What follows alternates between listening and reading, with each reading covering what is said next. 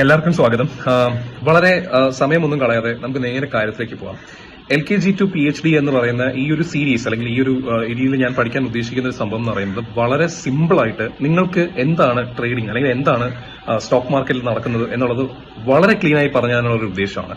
ഞാനൊരു ഒറ്റ ചോദ്യം കൊണ്ട് നിങ്ങൾക്ക് സ്റ്റാർട്ട് ചെയ്യാം. നിങ്ങൾ നിങ്ങളുടെ കുഞ്ഞിനെ സ്കൂളിൽ വിടാൻ പോവുകയോ അല്ലെങ്കിൽ നിങ്ങൾ സ്വയം ഒരു കോളേജിലേക്ക് ജോയിൻ ചെയ്യാൻ പോവുകയോ, മെഡിക്കൽ കോളേജ് ആയിക്കോട്ടെ അല്ലെങ്കിൽ എഞ്ചിനീയറിംഗ് കോളേജ് ആയിക്കോട്ടെ, എവിടെ ആയിക്കോട്ടെ, നിങ്ങൾ ആ കോളേജോ അല്ലെങ്കിൽ ആ സ്കൂളോ അല്ലെങ്കിൽ ആ സ്ഥാപനമോ ഒന്ന് അന്വേഷിക്കില്ലേ? അവിടെ എന്താണ് അല്ലെങ്കിൽ അവിടെ എന്താ സംഭവിക്കുന്നത്, എങ്ങനെയാണ് അവിടുത്തെ രീതികൾ, എന്താണ് അവിടെ നടക്കുന്നത്, ഇതെല്ലാം നിങ്ങൾ അന്വേഷിക്കും. സ്റ്റോക്ക് മാർക്കറ്റിനെ കുറിച്ച് അന്വേഷിക്കാതെ സ്റ്റോക്ക് മാർക്കറ്റിൽ എന്ത് നടക്കുന്നു എന്നുള്ളത് അറിയാതെയല്ലേ നിങ്ങൾ ഓപ്ഷൻസ് ട്രേഡിങ്ങും നിങ്ങൾ ഇൻട്രാഡേയും ഇങ്ങനെയൊക്കെ ചെയ്തിട്ട് കാശ് കളഞ്ഞുകൊണ്ടിരുന്നത്? അപ്പം ഇതിനെക്കുറിച്ച് അറിയണം എന്നുള്ള ഒരു സത്യാവസ്ഥ മനസ്സിലാവുന്നുണ്ടോ വേണം എന്നുള്ളത്? അതാണ് നമ്മളിവിടെ പറയാൻ ഉദ്ദേശിക്കുന്നത്. അപ്പൊ ഇത് എങ്ങനെയാണ് നടക്കുന്നത്? നമ്മുടെ രാജ്യത്ത് BSc NSc എന്ന് പറഞ്ഞിട്ടുള്ള രണ്ട് സ്ഥാപനങ്ങൾ, അവിടെ പല ഇന്ത്യയിൽ വർക്ക് ചെയ്യുന്ന പല സ്ഥാപനങ്ങളുമായിട്ട് അവിടെ രജിസ്റ്റേർഡ് ആയിട്ട് ഈ പറയുന്നത് പോലെ സ്റ്റോക്സുകൾ വാങ്ങിക്കാനും വിൽക്കാനും പറ്റുന്ന ഒരു അതോറിറ്റി അല്ലെങ്കിൽ അവിടെ ഒരു സ്ഥലം അവിടെയുണ്ട്. വളരെ സിമ്പിളായി ഞാൻ പറഞ്ഞുതരാം. നമ്മൾ മാർക്കറ്റിലേക്ക് പച്ചക്കറി വാങ്ങിക്കാൻ പോയി. അവിടെ തക്കാളി നമ്മൾ കണ്ടു. തക്കാളിക്ക് നമ്മളൊരു വില പറഞ്ഞു. ആ തക്കാളി തന്നെ അപ്പുറത്തിരിക്കുന്ന ആൾ അതിനേക്കാളും ചെറിയൊരു വില പറഞ്ഞു. ഇയാള് 10 രൂപ പറയുന്നെങ്കിൽ അപ്പുറത്തെ ആള് 5 രൂപ പറഞ്ഞു. നമ്മൾ സ്വാഭാവികമായിട്ടും 5 രൂപയിലേക്ക് പോകും. അങ്ങനെ വരുമ്പോൾ തക്കാളിയുടെ വില ഇടിയുകയാണ്. കാരണം അത് ചെറിയ പൈസയ്ക്ക് പോലും വിൽക്കാൻ ആൾക്കാർ തയ്യാറാണ്. അപ്പം ഒരുപാട് സെല്ലിംഗ് വരുമ്പോൾ വില കുറയും. ഇത് തന്നെയാണ് കമ്പനിയുടെയും സ്റ്റോക്കിന്റെയും കാര്യത്തിൽ നടക്കുന്നത്. ഞാൻ പെട്ടെന്ന് ഒരു എക്സാമ്പിൾ പറഞ്ഞുതരാം. എന്റെ ഫ്രണ്ട് ഒരു കമ്പനി സ്റ്റാർട്ട് ചെയ്തു. അവൻ ആ കമ്പനി സ്റ്റാർട്ട് ചെയ്തിട്ട് ആ കമ്പനീനെ മുന്നോട്ട് കൊണ്ടുപോകാൻ വേണ്ടി സ്വാഭാവികമായിട്ടും കാശിന്റെ ആവശ്യമുണ്ട്. പക്ഷെ അവനെ ലോൺ എടുക്കാനോ അല്ലെങ്കിൽ ആൾക്കാരുടെ അടുത്ത് പോയി കെഞ്ചാനോ തെണ്ടാനോ ഒന്നും താല്പര്യമില്ല. അപ്പൊ എന്ത് ചെയ്യും? ഒബ്വിയസ്ലി അവൻ അവന്റെ കമ്പനിയുടെ ഓണർഷിപ്പ് അല്ലെങ്കിൽ ആ കമ്പനി എന്ന് പറയുന്നതിനെ അവൻ കുറച്ച് ഷെയർസ് ആയിട്ട്, ഷെയർസ് എന്ന് പറയുന്നത് ആ കമ്പനിയുടെ ഓണർഷിപ്പാണ്, ആ ഷെയർസ് ഇവൻ ആൾക്കാർക്ക് കൊടുക്കും. ഇതാ എന്റെ കമ്പനിയുടെ ഇത്രയും ഷെയർ എടുത്തോളൂ, പകരം എനിക്ക് കാശ് തന്നാൽ മതി. അപ്പൊ ഈ ഷെയർ എന്ന് പറയുന്നതെന്ന് വെച്ചാൽ ആ കമ്പനിയുടെ തന്നെ നമ്മളൊരു ചെറിയൊരു മുതലാളി ആവുന്ന ഒരു രീതിയിലുള്ള ഒരു കാര്യമാണ്. നമ്മൾ ആ ഷെയർ എത്ര കാലം നമ്മുടെ കയ്യിൽ വെക്കും? നമ്മൾ ആ കാശ് കൊടുത്താണ് ആ ഷെയർ വാങ്ങിച്ചിട്ടുള്ളത്.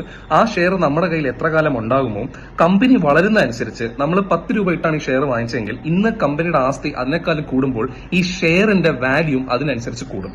ഇങ്ങനെയാണ് ബേസിക്കലി സ്റ്റോക്ക് മാർക്കറ്റിൽ നമ്മൾ ചെയ്യുന്നത്.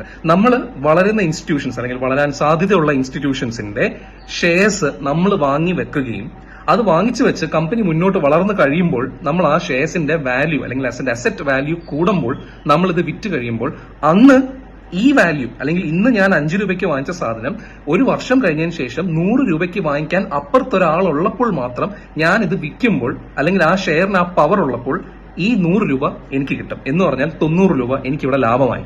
അപ്പോൾ ചിലപ്പോൾ ഈ 10 രൂപ ഞാൻ ഇന്ന് വാങ്ങിച്ചത് കഴിഞ്ഞ 3 മാസം മുന്നേ അത് ആരും 3 രൂപയ്ക്ക് വാങ്ങിച്ചതാണ്. എന്നിട്ട് അയാൾ എനിക്കത് 10 രൂപയ്ക്ക് വിറ്റു. അപ്പൊ ചുരുക്കം പറഞ്ഞാൽ കമ്പനി ഒരു 10 ഷെയർ ഇതുപോലെ ആൾക്കാർക്ക് വിട്ടുകൊടുത്തിരിക്കുകയാണ്.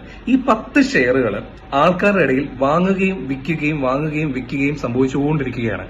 ഈ വാങ്ങൽ വിൽക്കൽ നടക്കുന്ന സ്ഥലമാണ് ഷെയർ മാർക്കറ്റ് എന്ന് പറയുന്നത്. വെച്ചാൽ ഈ ഷെയർ മാർക്കറ്റിൽ ഈ വാങ്ങലും വിൽക്കുന്നതിലും ഒരു ത്രാസ് ഉണ്ടാവും. അപ്പൊ ചുരുക്കം പറഞ്ഞു കഴിഞ്ഞാൽ ഈ വാങ്ങൽ വിൽക്കൽ എന്ന് പറയുന്ന പ്രോസസ്സാണ് ബേസിക്കലി സ്റ്റോക്ക് മാർക്കറ്റ് നടക്കുന്നത്.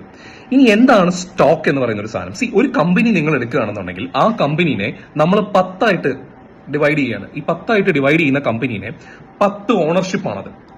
അതിൽ ഒരെണ്ണം ഞാനിങ്ങ് വാങ്ങി. അത് ഞാൻ വാങ്ങിക്കുമ്പോൾ കമ്പനിയുടെ ഏകദേശം 10% എന്റെ കയ്യിലാണ്. അപ്പൊ കമ്പനി വളർന്ന് മുന്നോട്ട് പോകുമ്പോൾ അവർക്ക് കിട്ടുന്ന പ്രോഫിറ്റിന്റെയും 10% എനിക്ക് കിട്ടും. ഇത് തന്നെയാണ് അവരും ചെയ്യുന്നത്. വലിയ വലിയ കമ്പനീസ്, ഇൻഫോസിസ് ഒക്കെ പോലെ വലിയ കമ്പനീസ് ലക്ഷങ്ങളും കോടിക്കണക്കിനാണ് സ്റ്റോക്സുകൾ വിൽക്കുന്നത്. അപ്പൊ ഈ സ്റ്റോക്സ് കയ്യിൽ വെക്കുന്ന ആള് ഈ സ്റ്റോക്സ് കമ്പനി മുന്നോട്ട് പോകുമ്പോൾ ആ സ്റ്റോക്സ് എത്ര പെർസെന്റേജ് ആണോ ആ പെർസെന്റേജിന്റെ ഒരു എമൗണ്ട് ആ പർട്ടിക്കുലർ ആക്കും കിട്ടും. അപ്പൊ ബേസിക്കലി കമ്പനി വളർന്നാൽ നിങ്ങൾ ഹോൾഡ് ചെയ്യുന്ന സ്റ്റോക്കും വളരും. ആ വളർച്ചയോടെ നിങ്ങൾക്കും പ്രോഫിറ്റ് കിട്ടും. അപ്പൊ ഒരു ക്വസ്റ്റ്യൻ അപ്പം നമ്മൾ എപ്പോഴും നമ്മുടെ തലയോട്ട് വരും. എന്തിനാണ് ഈ കമ്പനി ഷെയർ ചെയ്യുന്നു, സ്റ്റോക്ക് ഉണ്ടാക്കുന്നു, ആൾക്കാർക്ക് വിൽക്കുന്നു? എന്തിനാണ്? സിമ്പിൾ, അവർക്ക് കാശ് വേണം. ലോൺ എടുക്കാൻ പറ്റില്ല. അപ്പൊ ബേസിക്കലി ഇതെല്ലാം 3 കാര്യങ്ങൾക്കാണ്. ഒന്ന്, അവർക്ക് അവരുടെ ബിസിനസ് എക്സ്പാൻഡ് ചെയ്യണം. അവർക്ക് അവരുടെ പുതിയതായിട്ടുള്ള ഫാക്ടറീസ് ഉണ്ടാക്കണം. അവർക്ക് ബേസിക്കലി അവരുടെ പുതിയ ലോഞ്ചസ് ഉണ്ടാക്കണം. അപ്പം ഇതെല്ലാം ബിസിനസ് എക്സ്പാൻഡ് ചെയ്യാൻ വേണ്ടി ചെയ്യുന്ന കാര്യങ്ങളാണ്. അതിന് അവർക്ക് കൂടുതൽ കാശ് വേണം. പബ്ലിക് ആയിട്ടുള്ള നമ്മൾ അവരുടെ കമ്പനിയിലേക്ക് അവരെ വിശ്വസിച്ച് കാശിടുമ്പോൾ അവർ അതിൽ നിന്നുണ്ടാവുന്ന പ്രോഫിറ്റ് നമുക്ക് തിരിച്ചു തരും എന്നുള്ള രീതിയിലാണ് ഈ പറയുന്ന ഷെയറുകൾ വർക്ക് ചെയ്യുന്നത്. അവർക്ക് എല്ലാ കമ്പനീസിനും ബേസിക്കലി 2 മാർഗങ്ങളുണ്ട്. ഒന്ന്, അവർക്ക് ലോൺ എടുക്കാം. പക്ഷെ ലോൺ എടുത്തു കഴിഞ്ഞാലോ ഇൻട്രസ്റ്റ് അടക്കേണ്ടി വരും. അത് ഇഷ്ടമല്ല. രണ്ടാമത്തെ കാര്യം എന്ന് പറയുന്നത് കഴിഞ്ഞാൽ അവർക്ക് ഈ പറഞ്ഞ ഓണർഷിപ്പ് ഇതേപോലെ വീതിച്ചു കൊടുക്കുകയാണെന്നുണ്ടെങ്കിൽ ഈ വീതിച്ചു കൊടുക്കുന്നത് നമ്മുടെ റിസ്ക് ആണ്. കാരണം നമ്മൾ നമ്മുടെ കാശ് കമ്പനിക്ക് വളരാൻ ഇട്ട് കൊടുത്തിട്ട് കമ്പനി വളർന്നില്ലെങ്കിൽ നമുക്ക് ആ കാശ് തിരിച്ചു തരാൻ കമ്പനിക്ക് യാതൊരു വിധത്തിലുള്ള ബാധ്യതകളില്ല. ഈ പറയുന്ന സ്റ്റോക്സുകളും ഷെയറുകളും ഒക്കെ കാര്യങ്ങളും നമുക്ക് വാങ്ങിക്കാനും വിൽക്കാനും പറ്റുന്ന രണ്ട് കാര്യങ്ങളാണ് NSEയും BSEയും എന്ന് പറയുന്ന സ്ഥലങ്ങൾ. ഈ സ്ഥലത്താണ് ഒഫീഷ്യലി ഈ പറഞ്ഞ പ്ലാറ്റ്ഫോംസ് അല്ലെങ്കിൽ ഈ പറഞ്ഞ സ്റ്റോക്സ് നമുക്ക് വിൽക്കാനും വാങ്ങിക്കാനും ഒക്കെ പറ്റുന്നത്. അതുപോലെ നമ്മൾ സ്ഥിരമായി കേൾക്കുന്ന ഒരു കാര്യമാണ് സെൻസെക്സ്, നിഫ്റ്റി. ഇന്ന് മാർക്കറ്റ് ഇടിഞ്ഞു, ഇന്ന് മാർക്കറ്റ് വളരെ നന്നായി പെർഫോം ചെയ്തു, ഇന്ന് മാർക്കറ്റ് പൊങ്ങി, ഇന്ന് മാർക്കറ്റ് താന്നു. ഇതെന്താണ് ഉദ്ദേശിക്കുന്നത്? ബേസിക്കലി സെൻസെക്സും നിഫ്റ്റി എന്ന് പറയുന്നത് ഇൻഡെക്സുകളാണ്. എന്താണ് ഇൻഡെക്സ് എന്ന് പറയുന്നത്? ഇൻഡെക്സ് എന്ന് പറയുന്നതെന്ന് വെച്ച് കഴിഞ്ഞാൽ ഒരുപാട് ടോപ്പ് ആയിട്ടുള്ള കമ്പനീസിനെ നമ്മൾ നേരത്തെ എടുക്കുകയാണെന്നുണ്ടെങ്കിലും മാർക്കറ്റ് എന്ന് പറയുന്നത് ഒരു പർട്ടിക്കുലർ കമ്പനി നന്നായി പെർഫോം ചെയ്തു എന്ന് പറഞ്ഞ് മാർക്കറ്റ് പൊങ്ങാൻ പോകുന്നില്ല. നിങ്ങൾ ശ്രദ്ധിച്ചിട്ടുണ്ടാവുമെന്ന് എനിക്കറിയില്ല. പക്ഷേ മാർക്കറ്റ് ഇടിഞ്ഞു നടക്കുന്ന സമയത്തും ചില കമ്പനി നന്നായിട്ട് പെർഫോം ചെയ്യും. ചിലപ്പോൾ മാർക്കറ്റ് വളരെ നന്നായിട്ടാണ് പോകുന്നതെങ്കിലും ചില കമ്പനീസ് ഇടിഞ്ഞു കിടക്കും. സോ കമ്പനീസുകൾ ബേസിക്കലി ഒന്നോ രണ്ടോ കമ്പനികളല്ല, ഒരുപാട് കമ്പനീസ്, ഒരുപാട് ടോപ്പ് പെർഫോമിംഗ് കമ്പനീസുകൾ ചേർന്നിട്ടാണ് ഇൻഡെക്സുകൾ ഫോം ചെയ്യുന്നത്. അപ്പൊ ഈ ഇൻഡെക്സ് എങ്ങനെയാണ് എന്നുള്ളത് നിങ്ങൾ മനസ്സിലാക്കുക. ബോംബെ സ്റ്റോക്ക് എക്സ്ചേഞ്ചിലുള്ള ടോപ്പ് 30 കമ്പനികളാണ് സെൻസെക്സ് എന്ന് പറയുന്ന ആ ഒരു ഇൻഡെക്സിനെ ഫോം ചെയ്യുന്നത്. അതുപോലെ തന്നെയാണ് നാഷണൽ സ്റ്റോക്ക് എക്സ്ചേഞ്ചിലെ 50 ഏറ്റവും ടോപ്പ് ആയിട്ടുള്ള കമ്പനീസ് ആണ് നിഫ്റ്റി 50 എന്ന് പറഞ്ഞിട്ടുള്ള സാധനം ഫോം ചെയ്യുന്നത്. അപ്പം ഈ പർട്ടിക്കുലർ ആയിട്ടുള്ള സെൻസെക്സും നിഫ്റ്റിയുടെയും കൂടെയുള്ള മൂവ്മെന്റ് നമുക്ക് കാണുമ്പോൾ തന്നെ നമുക്ക് ഏകദേശം മാർക്കറ്റിനെ പ്രിഡിക്ട് ചെയ്യാൻ പറ്റും. മാർക്കറ്റ് ഇന്ന് നല്ല രീതിയിലാണോ, മാർക്കറ്റ് മേളിലോട്ടാണോ പോകുന്നത്, താഴോട്ടാണോ പോകുന്നത്? കാരണം ഈ പറയുന്ന കമ്പനീസ് ആണ് ഈ പറയുന്ന കാര്യം തീരുമാനിക്കുന്നത്. നല്ല കമ്പനികൾ നല്ല പ്രോഫിറ്റോടെ മുന്നോട്ട് നീങ്ങുകയാണെന്നുണ്ടെങ്കിൽ അന്ന് മാർക്കറ്റ് പൊങ്ങും. നേരെ മറിച്ച് അവർ വീഴുകയാണെന്നുണ്ടെങ്കിൽ മാർക്കറ്റും അതിനനുസരിച്ച് ഫോളോ ആകും.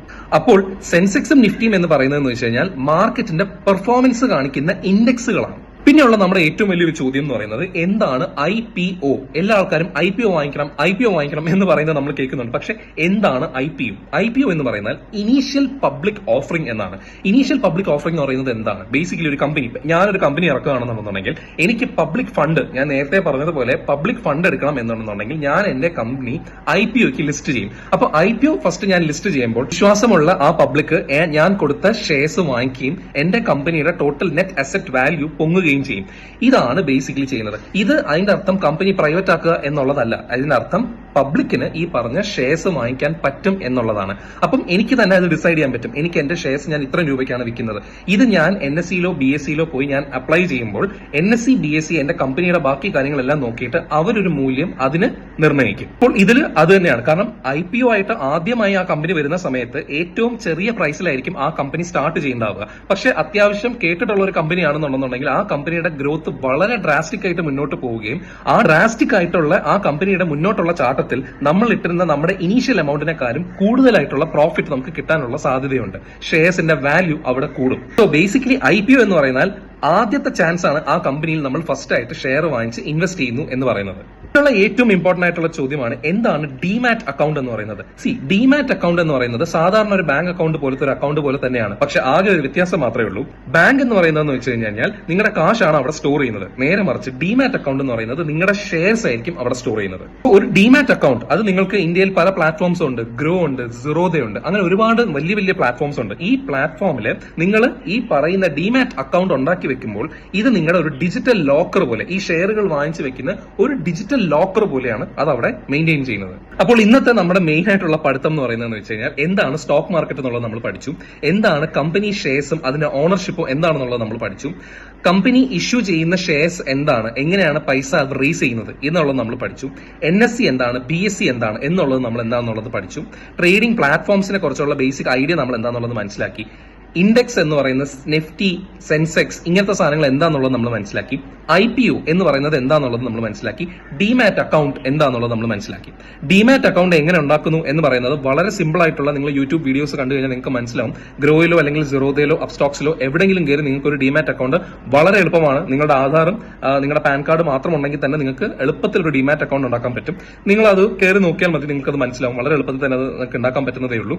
അത് കയറി നിങ്ങൾ ഉണ്ടാക്കാൻ ഇന്ന് നോക്കുക. കാരണം അടുത്ത ക്ലാസ്സിൽ നമുക്ക് ഈ ഡിമാറ്റ് അക്കൗണ്ട് തുറന്നു വെച്ചതിന് ശേഷം അതിനകത്തുള്ള പല കാര്യങ്ങളും എങ്ങനെയാണെന്നുള്ളത് നമുക്ക് ഇന്ന് മനസ്സിലാക്കാൻ നോക്കാം.